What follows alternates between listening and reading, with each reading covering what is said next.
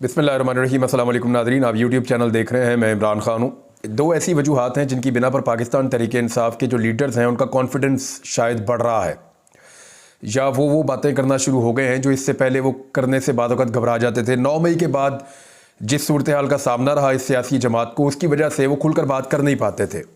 लेकिन मियाँ नवाज शरीफ साहब ने, एक तो वजह यह है कि नवाज शरीफ साहब ने अपने लोगों के ज़रिए से जो इस्टेब्लिशमेंट पर चढ़ाई शुरू की है, तो पाकिस्तान तहरीक इंसाफ के लोगों ने भी दोबारा हौसला पकड़ा। उन्होंने कहा ठीक है जी, इतनी मार हमने खा ली है। और दूसरी वजह यह है कि 8 फरवरी को जो इनको कामयाबी मिली एक बहुत बड़ी, और असम्बली के अंदर ये गए, इनके लिए दरवाजे खुले ऐवानों के, और ये मूव करना शुरू हुए सोसाइटी में ऐवानों के अंदर, तो उससे भी इनका काफ़ी एतमाद बहाल हुआ है। वो लोग जो पहले खुलकर नहीं बोलते थे वो भी अब खुलकर बोलना शुरू हो गए हैं और अपना हक अब पहले से ज़्यादा ज़ोरदार तरीके से मांग रहे हैं। उसकी मिसाल ये है कि इमरान खान साहब ने 2 स्टेटमेंट ऐसे दिए, एक्चुअली 3 स्टेटमेंट है गुज़िश्ता चंद दिनों के, जिनके ऊपर पाकिस्तान तहरीक इंसाफ के हवाले से हम देखें तो वहाँ पे वो डिस्कस होने चाहिए। नंबर 1 शेर अफजल मरवत का स्टेटमेंट था, जिसपे इमरान खान साहब ने बड़ा कैटेगोरिकली कहा कि नहीं, ऐसा नहीं है, ये इन्फॉर्मेशन गलत है, मेरे तो बड़े अच्छे ताल्लुकात हैं। मैंने जब मोहम्मद बिन सलमान को कहा तो उन्होंने $3 अरब फौरी तौर पर हमारे अकाउंट के अंदर रखे। फिर उन्होंने कहा मेरी हुकूमत गिरने से 1 हफ्ता पहले जो सऊदी अरब था उसकी मदद के साथ ही OIC की कॉन्फ्रेंस पाकिस्तान में मुमकिन हुई थी।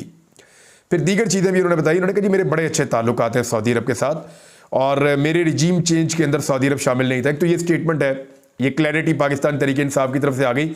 लेकिन शेर अफजल मरवत जो है वो अपनी बात कर रहे हैं, और उनकी बात एक एंगल से दुरुस्त है। उन्होंने कहा जी आज इंडिया को सऊदी अरब पाकिस्तान से ज़्यादा इज्जत देता है, और आपकी वो वक़्त नहीं है जो इंडिया की है, तो आप जैसे सोच लें वो सोच लें, लेकिन जो मैं कहता हूं मुझे कहने का हक है। उन्होंने अपनी बात की।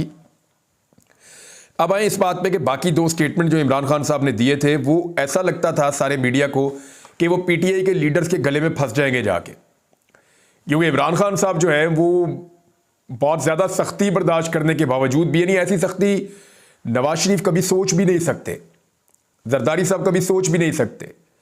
ज़िया शाहिद साहब ने बताया कि जरदारी साहब जब जेल में थे, मैं उनको मिलने गया तो पता चला साथ एक कोठी है वहाँ पे है, और वहाँ पे उनकी खिदमत की जा रही थी, और वो इस नौयत की खिदमत थी कि यहाँ वीलॉग पे बताई भी नहीं जा सकती, बकौल ज़िया शाहिद साहब के।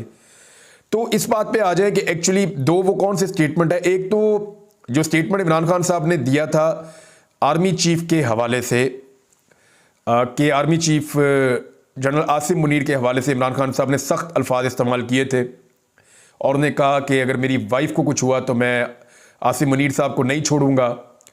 इमरान खान साहब ने कहा कि अगर ये जो कुछ भी हो रहा है मेरी बीवी के ख़िलाफ़ ये जनरल आसिम मुनीर कर रहे हैं। फिर उन्होंने इसके ऊपर तफसीली बात की। तो लतीफ़ खोसा साहब से जब ये सवाल किया गया तो उन्होंने कहा जी कि चीफ़ हमारे सियासत करते हैं, तो खान साहब उनके ख़िलाफ़ बात ना करें तो किसके ख़िलाफ़ बात करें, या तो सियासत से दूर रहे वरना सुनना पड़ेगा। ये लतीफ़ खोसा साहब ने आज कहा। दूसरा जो है वो रिपोर्टर्स ने कोशिश की कि बैरिस्टर घोर साहब को इस स्टेटमेंट के अंदर फंसाएं जो इमरान खान साहब ने जनरल आसिम मुनीर के बारे में बोली। तो उसमें जो उन्होंने जवाब दिया वो भी आप सुन लीजिए। उन्होंने कहा कि हमने नहीं कहा बनी गाला में अपनी मर्जी से बुशरा बीबी को रखा गया है, वो अकेली है, एक कमरे में बंद है, कोई खिड़की कोई दरवाज़ा नहीं खुला, सब बंद है, और जिसके हाथ में उसकी कस्टडी है। इमरान खान साहब ने बिल्कुल सही नाम लिया है, बेहतर नाम लिया है, सही जिम्मेदारी डाली है। जिसके हाथों में कस्टडी है वही उनकी ज़िंदगी के लिए, सिक्योरिटी के लिए और सेहत के लिए ज़िम्मेदार हैं। यानी इमरान खान साहब के स्टेटमेंट को सेकंड किया, हालांकि बड़ा सख्त स्टेटमेंट था। ऐसा तवक्को की जा रही थी कि शायद पाकिस्तान तहरीक इंसाफ के जो दीगर कायदीन हैं उनके लिए मुश्किलात पैदा हो जाएंगी, लेकिन उन्होंने स्टेटमेंट को ओन किया। अब आप इस चीज़ पर आ जाएँ कि आज एक और बच्चा जो है वो जाँ बहक हो गया, और शरीफ ख़ानदान का तो ऐसा लगता है ये वतीरा है या खूनी ख़ानदान लगता है मुझे। आपको याद होगा नवाज शरीफ साहब निकले एक लॉन्ग मार्च लेके, और रास्ते में उनके प्रोटोकॉल की गाड़ी से एक बच्चा फौत हो गया था GT रोड के ऊपर, जब कैप्टन सफदर ने जो है वो बड़ा नारे लगाते हुए स्टेज पे चढ़कर कहा था कि ये हमारी एक तहरीक शुरू हुई है, पाकिस्तान के लिए तहरीक शुरू हुई है, तो ये बच्चा हमारी तहरीक का पहला शहीद है। और भाई वो बच्चा सड़क के ऊपर तमाशा देखने आया था, आपकी गाड़ी ने उसको टक्कर देकर मार दिया। अपने बच्चों को आप हेलीकॉप्टर के अंदर, जहाज़ों के अंदर पहले आपने घर भेजा, स्पेशल प्लेन के ऊपर मियाँ नवाज शरीफ साहब ने खसूसी इंतजामात करके अपने कैप्टन सफदर के बच्चों को, मरियम नवाज को, बाकी सबको इस्लामाबाद से जो है वो भिजवाया था रायवेंड, और मरियम नवाज ने कहा था बाप का हुक्म, ये ट्वीट कर दिया था।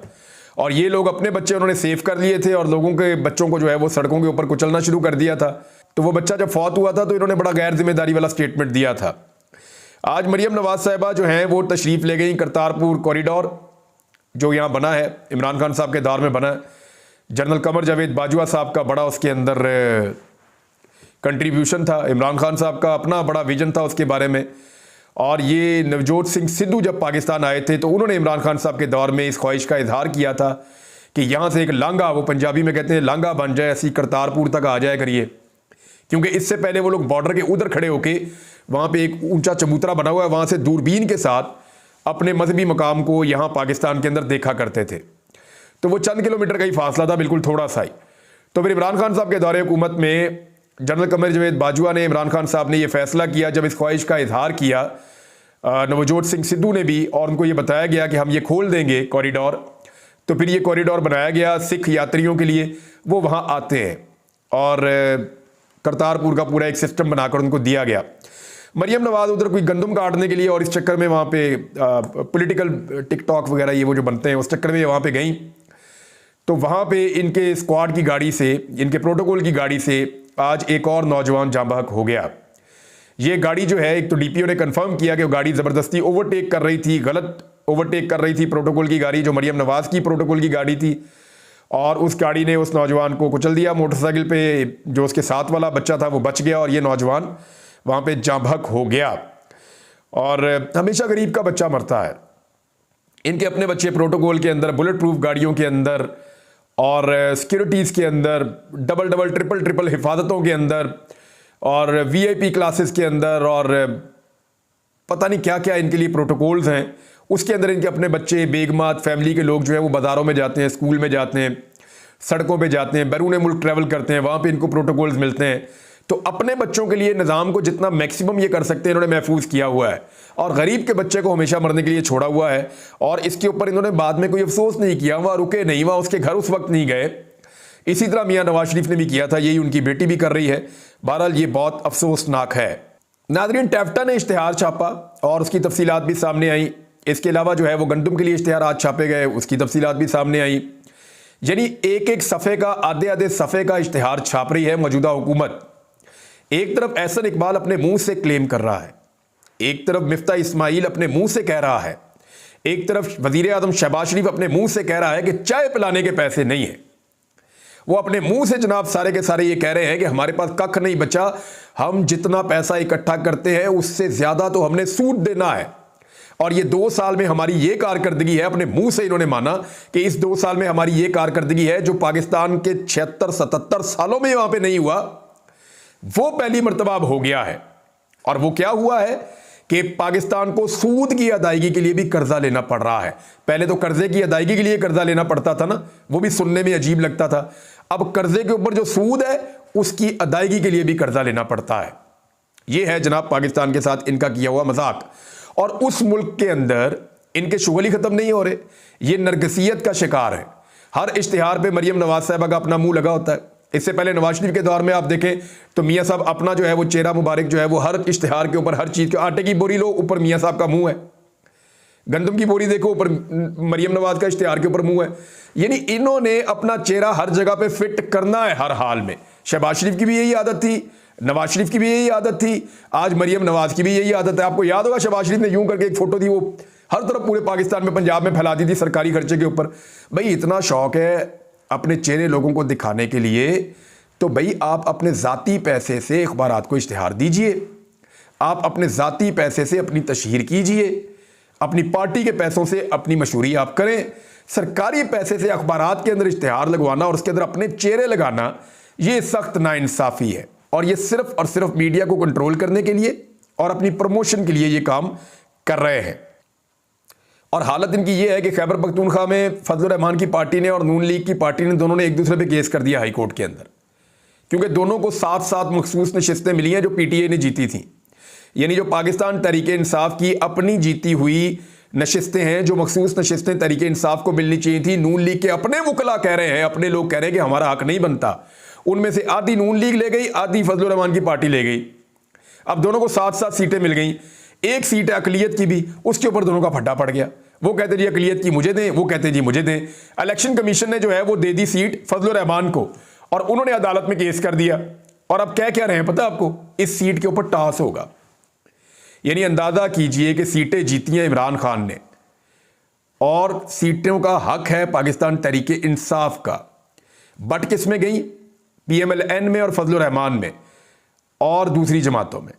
और जो बाकी रह गई उनके ऊपर टास्क कर रहे हैं। लूट का माल है ना, यानी लूट के माल के ऊपर चोर आपस में लड़ पड़े हैं या लुटेरे आपस में लड़ पड़े। जिन्होंने लूट मार की है वो लूट का माल उनके पास आया, वो लूट के माल के ऊपर आपस में। मेरी ये राय है, मैं आपको साफ बताता हूं, मुझे बड़ा क्लियर लगता है कि भाई जिसको वोट पड़ा है उसको मखसूस नशिस्तें दी जाएं।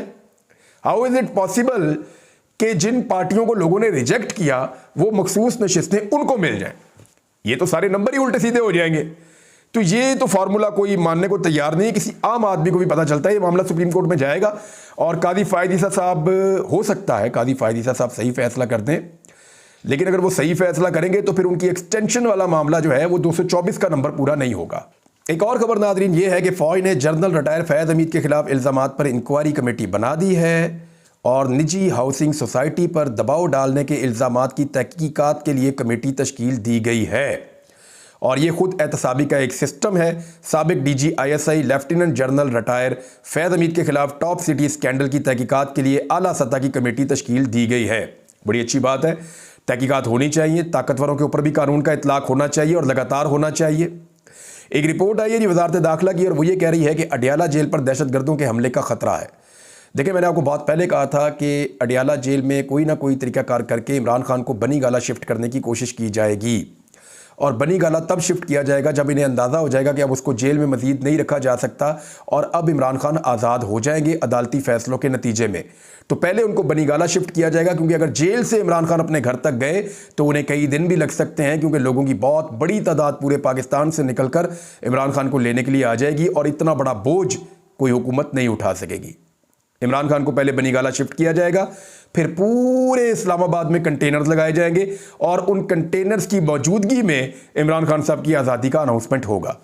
अच्छा, एक इंटरेस्टिंग खबर आपको मैं सुनाऊं। राणा सनाउल्लाह साहब ने कहा है कि मेरे ऊपर जो मनशियात का मुकदमा कायम किया गया था उसमें साबिक आर्मी चीफ जनरल बाजवा और साबिक DG ISI जनरल फैज़ हमीद की रजामंदी शामिल थी। लेकिन मज़े की बात यह है कि जनरल बाजवा के दौर में जब इमरान खान साहब की हुकूमत ख़त्म हुई तो राणा सनाउल्लाह वज़ीर दाखिला बने और उन्होंने उस पूरे दौर में एक मरतबा भी जनरल बाजवा का नाम नहीं लिया और उन्होंने ये नहीं कहा कि जनरल बाजवा ने उनके साथ ज़्यादती की है। आज उन्हें ये ज़्यादती याद आ गई। बिजली की कीमत नादरीन, दोबारा एक और ख़बर आई मेरे सामने। ₹2.94 फ़ी यूनिट बढ़ाने का इम्कान है और उसके लिए CPA ने नेपरा से एक माह के लिए बिजली फ़ी यूनिट ₹2.94 यानी ₹3 फ़ी यूनिट महंगी करने की दरख्वास्त कर दी है। इजाफा मार्च के महीने के फ्यूल प्राइस एडजस्टमेंट की मद में मांगा गया है। ईद पे यानी झूठी खबर चलाई गई थी कि बिजली सस्ती हो रही है। यानी ये चक्कर ही देते हैं कौम को, बिजली सस्ती कोई नहीं करते। मरियम नवाज साहबा ने एक बड़ी इंटरेस्टिंग स्टेटमेंट आज दी, उसके ऊपर मैं अपने वीलॉग का इख्तिताम कर देता हूँ। मरियम नवाज ने कहा कि करतारपुर राहदारी हमारे कायद नवाज शरीफ का विजन था। तो मैं कुछ विजन मरियम नवाज भूल गई हैं। आपको नाज़रीन, आपने देखा होगा छोटे बच्चे जब बैठते हैं ना आपस में तो वो गप्पे शप्पे ज़्यादा लगा देते हैं। मेरे अब्बू ये करते हैं, मेरे अब्बू एक कार से उठा लेते हैं, मेरे अब्बू ने फ़लाँ काम कर दिया है, तुमने मेरे अब्बू को नहीं देखा वो मोटरसाइकिल बहुत तेज़ भगाते हैं। यानी छोटे बच्चे जो होते हैं ना उनके लिए उनके अब्बू जो हैं वो बड़े आइडियल होते हैं, क्योंकि वो एक फैंटेसी वर्ल्ड में रहते हैं ना, तो उन्हें लगता है कि दुनिया का सबसे ज़बरदस्त आदमी जो है वो उनका बाप है और दुनिया के सारे काम उनकी माँ कर सकती है। हर छोटे बच्चे को ये लगता है, ये उसकी साइकी है। तो मरियम नवाज साहबा इस साइकी से आज तक बाहर ही नहीं आई। तो कुछ चीज़ें वो भूल गई हैं, मैं उन्हें याद दिला देता हूँ कि पाकिस्तान भी जो है ना वो उनके वालिद गिरामी नवाज शरीफ साहब का विजन था, तभी वो बना था। पाकिस्तान का ख्वाब भी अल्लामा इकबाल ने नहीं देखा, मियाँ नवाज शरीफ ने देखा था। पेरिस का जो आईफल टावर है वो उन्होंने नहीं बनाया, वो मियाँ नवाज शरीफ साहब ने डिज़ाइन करके बनाया था। लंदन का जो ब्रिज है वो भी मियाँ नवाज शरीफ साहब ने बनाया था। मरियम नवाज साहबा भूल रही हैं। अमेरिका का जो मुजस्मा आज़ादी है वो भी मियाँ नवाज शरीफ साहब की वजह से है। शारा रेशम जो है उसकी बुनियाद मियाँ नवाज शरीफ साहब ने रखी थी। दीवार चीन जो बनी थी आपको याद होगा, ये भी मियाँ नवाज शरीफ साहब ने बनाई थी। बुर्ज खलीफा जो है यहाँ UAE में वो भी मियाँ नवाज शरीफ साहब ने बना कर दिया था। हर चीज़ मियाँ साहब के खाते डाल दें, छोटे बच्चों वाली आदत है। और भाई करतारपुर कॉरिडोर जो है वो इमरान खान और जनरल बाजवा इनकी ज़ाती काविशों के नतीजे में बना था और उन्होंने बहुत तेज़ी से इसको मुकम्मल किया था और रिकॉर्ड टाइम पे इसको पूरा करके इसको खोल दिया था। उसका आज भी सारा का सारा वो डॉक्यूमेंट मौजूद है। लेकिन जो शय इनको अच्छी मिलती है ना, अपने अब्बा के खाते में डाल देती हैं। शुक्र है इन्होंने ये अपने अब्बू के खाते में नहीं डाल दिया कि पहली और दूसरी जंग अजीम की सुलह भी मेरे अब्बू ने करवाई थी। अब तक के लिए इतना ही। अपना ख्याल रखिएगा, अपने इस चैनल का भी। अल्लाह हाफ़िज़।